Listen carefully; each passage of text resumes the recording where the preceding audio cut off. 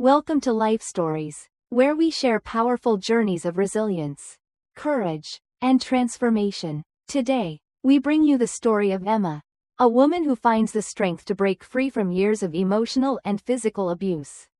After a brutal confrontation with her husband, she takes the first steps toward reclaiming her independence and rebuilding her life. It's a tale of survival, self-discovery, and the healing power of support from friends. Join us as we follow Emma's journey toward freedom and hope. Don't forget to subscribe to our channel to begin today's story. The smell of coffee lingered in the air as I sat at our old oak dining table. Its worn surface familiar, like the back of my hand. Steam rose from my cup, curling in delicate spirals, a sight that should have brought me peace. The morning light filtered through the kitchen window, casting a warm, golden glow across the room, making everything look almost serene. It should have been a peaceful start to the day, a moment to breathe after the chaos of the night before. But instead, I could feel the tension suffocating me, thick and heavy in the air. David, my husband, was pacing back and forth. The creaky floorboards beneath his feet groaned with every step, as if the house itself was protesting the storm that was brewing. His frustration was palpable in the way he walked, each step heavy with irritation. His shoulders rigid, his hands clenched into fists at his sides. I could see it in his face. The tightness in his jaw. The flush of red creeping up his neck. The argument from the night before still hung in the air like a thick fog, refusing to dissipate. His sister, Laura, had asked for help again. She always asked for help, especially when she got herself into another mess. It had become routine, a cycle we were trapped in. Laura's so-called emergencies had become predictable: shopping sprees, impulsive buys, and reckless spending. And time after time, I had watched as David handed over our hard-earned money to bail her out, only for her to find herself in the same position again. It was maddening. But this time, when Laura asked for my credit card to cover one of her emergencies, I had refused. I'd had enough. I couldn't keep enabling her reckless behavior, and I knew that if I continued to give in, I would only be reinforcing her dependency on us. David hadn't taken it well. I could see the anger in his eyes, the hurt, the betrayal. His pacing grew more frantic, more erratic, like he was trapped in a cage of his own making. His emotions were spiraling out of control, and I was the target. I tried to stay calm, to remain composed. I took a sip of my coffee, the bitter taste matching the atmosphere in the room. "Emma," he finally said, his voice strained. "She's my sister. We have to help her. She's family." I flinched at the mention of family. I had spent the last few years trying to be supportive, to understand, but family had never been a simple matter between David and me. His sister's needs were endless, her demands unrelenting. I put my coffee cup down with a sigh, trying to steady myself. "David," I said softly, my voice calm but firm, "we can't keep enabling Laura's irresponsible spending habits. It's not fair to us. And it's not helping her in the long run." For a moment, there was silence. The only sound was the ticking of the old clock on the wall. His pacing had stopped, but I could feel the tension crackling in the air, as if the room itself was holding its breath. He turned to face me, his eyes narrowing, his face flushed with anger. "Not fair? Not helping?" he repeated, his voice rising. "She's my sister. How can you be so selfish?" The words cut through me like a knife. I had never thought of myself as selfish. But in that moment, David's accusation hung in the air, heavy and sharp. I stood my ground. "It's not selfish to set boundaries, David. We've helped Laura countless times before, and nothing has changed. She needs to learn to manage her own finances. We can't keep draining our resources to bail her out every time." David's nostrils flared, his face turning a deeper shade of red.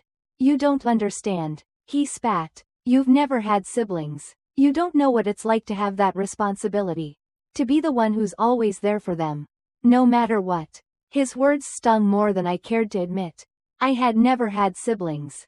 I didn't know what it was like to be tied to someone by that bond. But I had always understood responsibility. And right now, My responsibility was to our own financial stability, to the life we were trying to build. I swallowed the lump in my throat and pushed past the hurt. I may not have siblings, but I understand responsibility, I said quietly. Right now, our responsibility is to ourselves. We can't keep sacrificing everything we've worked for to fix Laura's mistakes. David's face softened, just for a moment. I thought, maybe, just maybe, my words were starting to get through to him. But then his eyes hardened. And I knew I was wrong. You're going to give Laura your credit card, he said, his voice low and menacing. She's coming here later today. And you're going to hand it over with a smile on your face. Do you understand me? A cold chill ran down my spine. The look in his eyes made my stomach twist with fear. But I refused to back down. Not this time. Not when I knew I was right. No, David, I said firmly, I won't do that. We need to help Laura in other ways. Ways that will actually help her in the long run. Maybe we could help her create a budget or find a financial advisor. But I'm not handing over my credit card. David's face twisted in fury. Without warning, he lunged for the mug of coffee on the counter. His movements swift and violent. I barely had time to react before he threw it at me. The world seemed to slow down in that moment. I saw the dark liquid arc through the air. But there was no stopping it. The coffee splashed across my face, scalding my cheek, my neck, my blouse. Pain seared through my skin as I gasped. Unable to comprehend what had just happened, the mug clattered to the floor, shattering into pieces that scattered across the kitchen floor. I instinctively raised my hands to my face, feeling the heat radiating from my skin. The shock of it all left me frozen in place, my mind struggling to process the violence of his actions. David stood there, breathing heavily, his fists clenched. You'll pay for this, he snarled. Laura is coming here later. And you better give her your damn credit card. Or get the hell out. His words were like poison, seeping into my soul, more toxic than the hot coffee that still burned my skin. I stared at him, my heart pounding in my chest, my mind reeling. The man I had married, the man I had once loved with all my heart, had just shown me the depths of his cruelty and entitlement. I wiped at my face with a kitchen towel. The sting of the coffee nothing compared to the ache in my heart. I watched as David stormed out of the house, slamming the door behind him with such force that the framed photos on the wall rattled. For a few moments, I sat there, stunned. The mess was everywhere, coffee dripping from the table, shards of the broken mug scattered across the floor. But it wasn't just the physical mess. It was the emotional wreckage, the shattered pieces of our marriage. That I couldn't escape. As the initial shock began to wear off, a painful realization started to form in my mind. This house, once our shared sanctuary, was no longer my home. It had become a battlefield. A place where I no longer felt safe or respected. The walls that had once held our dreams and laughter now seemed to close in on me, suffocating me with the weight of David's anger and Laura's endless demands. And in that moment, I knew I couldn't stay. Not anymore. The door slammed behind David, and the house felt emptier than it ever had before. I stood there, my heart still racing, the hot sting of the coffee on my skin a constant reminder of the violence that had just erupted in our kitchen. But beneath the hurt and the shock, something else was stirring inside me. A resolve. It was time to leave. I looked around the kitchen, my eyes falling on the wreckage. The table was a mess. Coffee dripping onto the floor. Shards of the broken mug glinting in the morning light. It all seemed like a metaphor for my life. For the destruction of a marriage I had once believed in. But I wasn't going to let the mess define me. I reached for my phone with shaking hands. I had to call someone. I needed support. Someone who would understand. My mind instantly went to Rachel. My best friend from college. She had always been there for me, even when I pulled away. And, more importantly, she was someone I trusted. My thumb hovered over her name in my contacts, my guilt threatening to stop me. I hadn't spoken to her in months. Not since I'd started making excuses for David's behavior. Not since I'd let his control push my friends away. I had let myself become isolated, believing that this was just a phase. that things would get better if I just tried harder. But I knew now that I couldn't do this alone. Taking a deep breath, I pressed the call button. The phone rang 3 times before Rachel picked up. "Emma," she said, her voice full of concern. "Is everything okay?" I could barely speak through the lump in my throat. "Rachel, I need your help," I said, my voice trembling. "David," he threw coffee at me. "I can't stay here anymore." There was a moment of stunned silence on the other end. Then Rachel's voice was steady, filled with a quiet strength. "Emma, you need to leave. Now. I'll be there in an hour." Her words were like a lifeline. And I felt a weight lift off my shoulders. I wasn't alone in this. I wasn't crazy for wanting to escape. Rachel understood. I hung up the phone and moved toward the bedroom. Every step felt like a weight pressing down on me. But I knew I had no choice. This was the moment where I took control of my life. As I opened the closet, memories rushed in. David's voice. The promises he made when we first moved in together. The dreams we'd built. But they all felt like lies now. Shattered like the mug on the kitchen floor. I grabbed a suitcase, a blue Samsonite that we had bought for our honeymoon, and started packing. The clothes I pulled from the closet felt heavy in my hands. Like they were tethered to the life I was leaving behind. But there was no time for hesitation. I packed as quickly as I could, tossing in essentials, underwear, shoes, a few shirts. As I was throwing in a pair of jeans, a small velvet box caught my eye. I opened it and found the pearl earrings David had given me for our first anniversary. They had meant so much to me back then, symbols of his love, of his commitment. But now, they felt like relics from another life. For a moment, I was tempted to leave them behind. But then I thought, no, these are mine. He doesn't get to take them from me.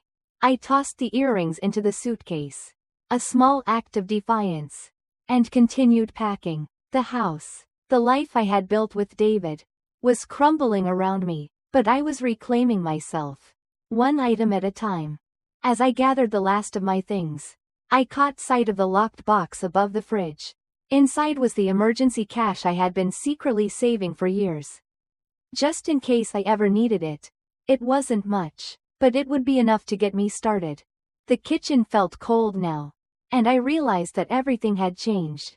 I was leaving behind the person I had been, but I was also stepping into something new, something uncertain, but something that could finally be mine. I quickly left the house, getting into my car with the suitcase in the backseat and the weight of my decision pressing on me. I knew I had a long road ahead of me, but I also knew that I wasn't alone. I had Rachel, I had my strength, and I had the promise of a future where I could choose who I was. Without anyone else's control, the drive to Rachel's house felt surreal. Like I was moving through a different world. The familiar streets blurred past me. But I couldn't look back.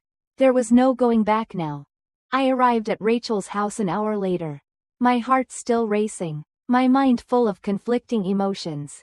The house, a cozy 2-story with a neat lawn and flower beds that looked as though they were cared for by someone who truly appreciated them, was a stark contrast to the cold, impersonal house I had left behind.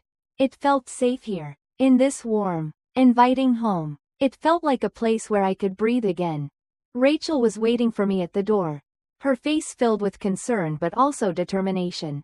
She pulled me into a tight hug, and for a moment, I let myself cry. The tears I had been holding back since the coffee incident finally finding their release. Rachel didn't say anything, she just held me, rubbing soothing circles on my back. Her presence a balm to my battered soul.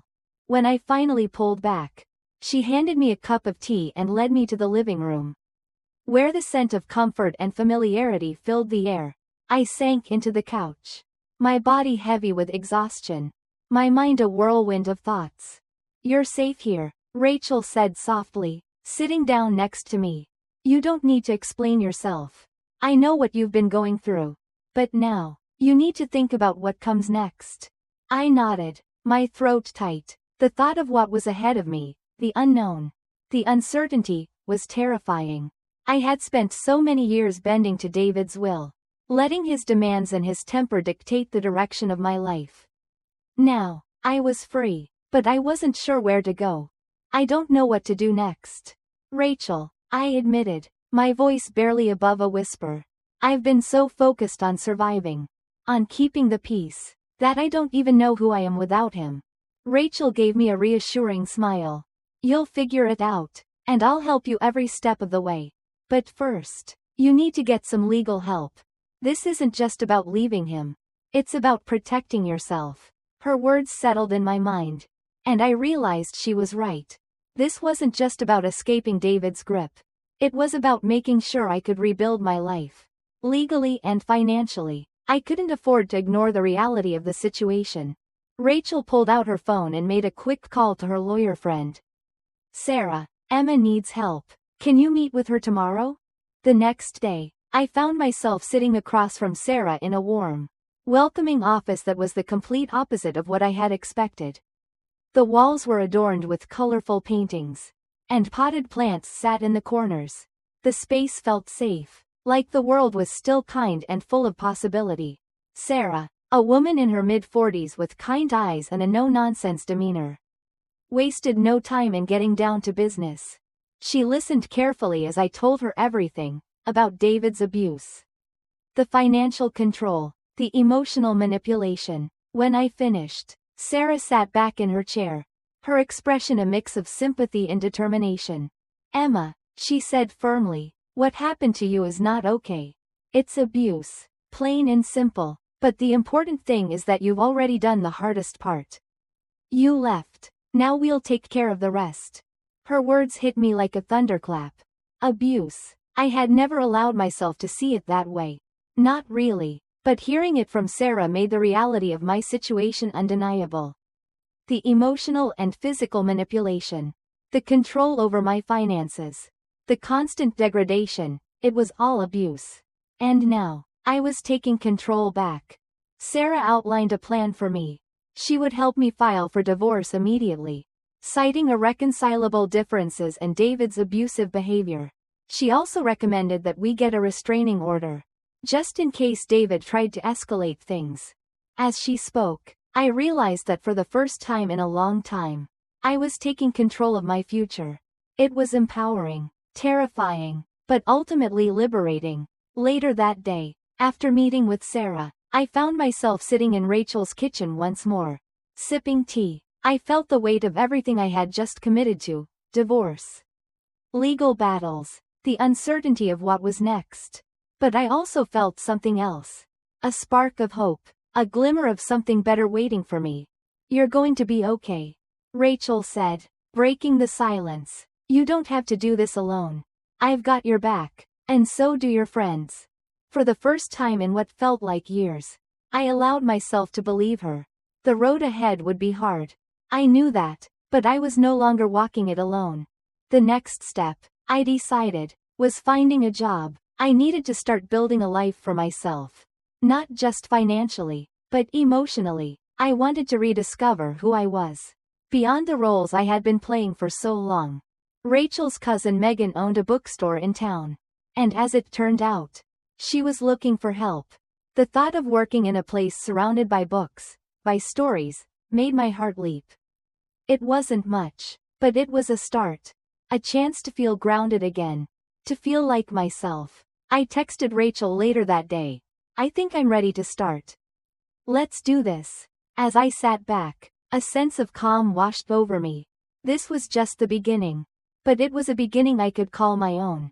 As I settled into my new life, the days began to unfold with a sense of newfound peace. Each morning, I woke up in my small apartment, feeling the warmth of the sunlight streaming through the window. A stark contrast to the darkness that had once consumed me. It wasn't perfect. There were moments of doubt, of fear. But there was also a profound sense of freedom I hadn't felt in years. At the bookstore, I found a sense of belonging again. The smell of paper, the comforting hum of customers browsing through stories, everything felt right. Megan, with her gentle encouragement, became a part of my new support system, reminding me every day that I was more than my past, more than the woman David had tried to shape me into. I was Emma, and I had the power to create a new story for myself. Even though the divorce process was long and painful, With every passing day, I grew stronger. There were moments when I missed the version of David the first had loved. But those moments were fleeting. What remained was the woman who had survived, who had broken free, and who was no longer willing to sacrifice herself for anyone else. I had found my voice again. I had reclaimed my life, my dreams, and my future. I knew that I would face challenges ahead. But I also knew that I was capable of facing them, one step at a time. If you've ever felt trapped in a situation, remember this: it's never too late to change your story. Reclaim your strength, embrace the uncertainty, and know that there's always a new chapter waiting for you. Thank you for watching. Don't forget to subscribe to our channel to follow more inspiring life stories.